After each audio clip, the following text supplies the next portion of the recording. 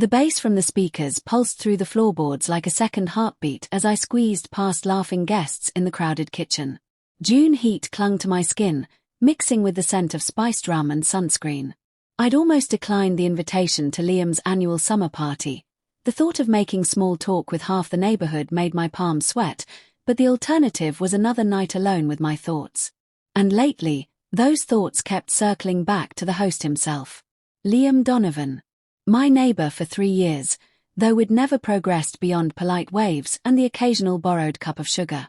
At 34, he carried himself with an easy confidence that made my throat go dry, sun-bleached hair always slightly messy, a perpetual shadow of stubble along his jaw. The kind of man who looked good leaning against door frames, which he happened to be doing right now by the sliding glass doors. Our eyes met across the room.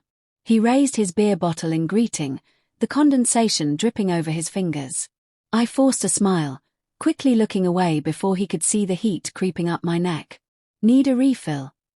The voice came from directly behind me, warm breath brushing my ear. Liam. Close enough that I caught his cologne, something woodsy with a hint of salt, like the ocean at dusk. When I turned, the front of his shirt grazed my arm, the thin cotton damp from the humidity. I lifted my half-full cup, suddenly aware of how my sundress clung to my thighs. Still good. His gaze flickered to my lips. You always hover by the snack table at parties. Only when the host neglects his hosting duties. The retort slipped out before I could stop it. Liam's laugh was low, intimate, as if we were sharing a secret. Guilty. He plucked a grape from the fruit tray and popped it into his mouth. Though I did notice you avoiding me all night. The accusation sent a jolt through me. Had he been watching me? Before I could respond, a shrill voice cut through the noise. Liam, baby. There you are. Jessica. His wife. She materialized at his side in a cloud of vanilla perfume, her manicured hand possessively gripping his bicep. The diamond on her left hand caught the light as she leaned in to kiss his cheek. I took a deliberate step back, the spell broken.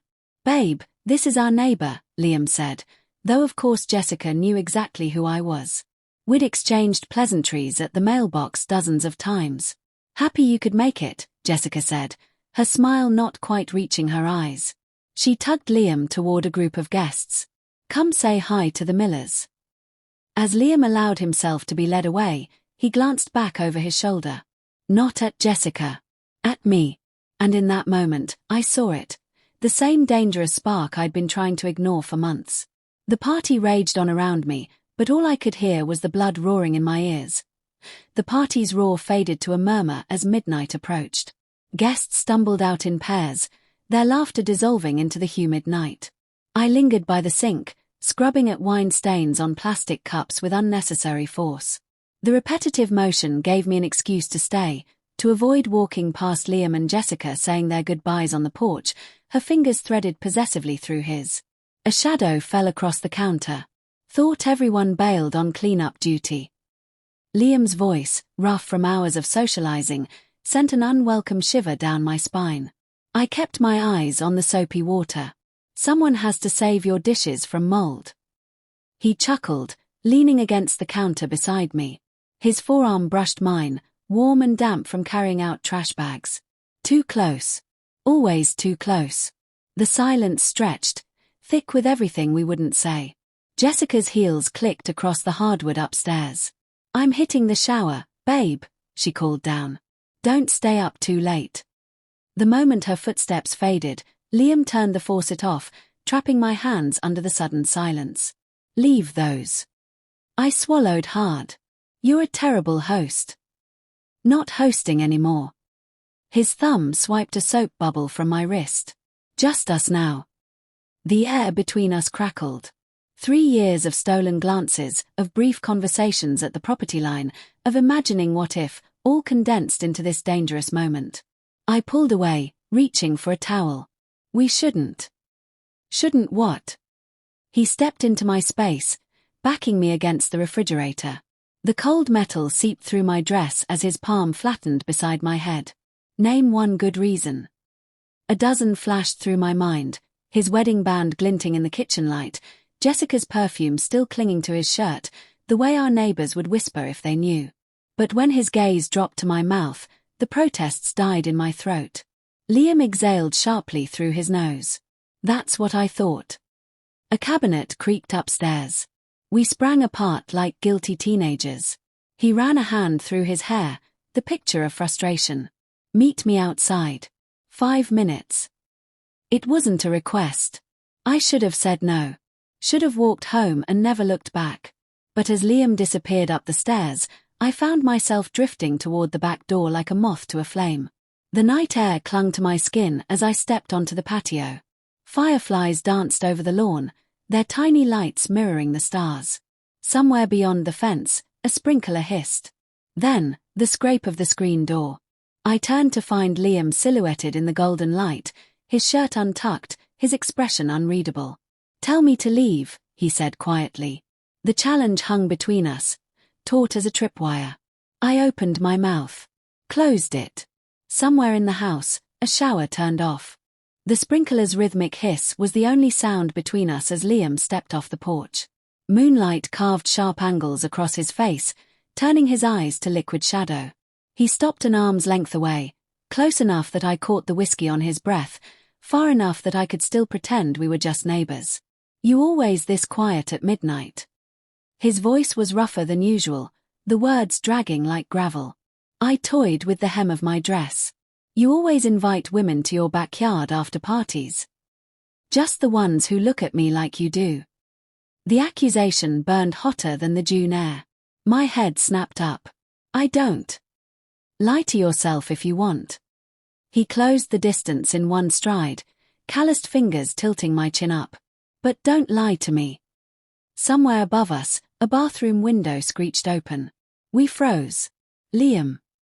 Jessica's voice cut through the dark. "You out there?" His thumb stroked my jaw once, an apology or promise, before dropping away. "Checking the sprinklers." A pause. Then the window slammed shut. The second her footsteps retreated, Liam's control shattered. He backed me against the oak tree, bark biting through thin cotton as his body caged mine. "No teasing now. Just hunger." "This is messed up," I breathed. His laugh vibrated against my collarbone. "Tell me to stop." I should have. God knows I should have. But when his lips brushed the frantic pulse at my throat, all I could manage was a broken, "Don't you dare." The kiss was wildfire, all teeth and desperation, his hands mapping my waist like he was memorizing the contours. I fisted his shirt, pulling him closer until the wedding band dug into my ribs like a brand. He broke away first, forehead pressed to mine. "We can't do this here." The rational part of my brain screamed agreement. The rest of me ached. Liam traced my swollen lower lip with his thumb. "My truck. 10 minutes. He didn't wait for an answer, just disappeared into the shadows, leaving me clutching the tree for balance. Inside, the shower turned off with a finality that sent ice down my spine. The truck door clicked shut behind us with the finality of a vault ceiling. Moonlight bled through the windshield, painting Liam's knuckles bone white where they gripped the steering wheel. Neither of us spoke. The air smelled of pine air freshener and guilt. I touched my swollen lips. "She'll hear the engine." Liam's jaw flexed. "Not where we're going." Tires crunched gravel as we crept down back roads, every pothole jolting me closer to reality. What were we doing? His wedding band glinted each time he shifted gears, a golden reminder of the line we'd crossed. The abandoned overlook came into view, the city lights twinkling below like fallen stars.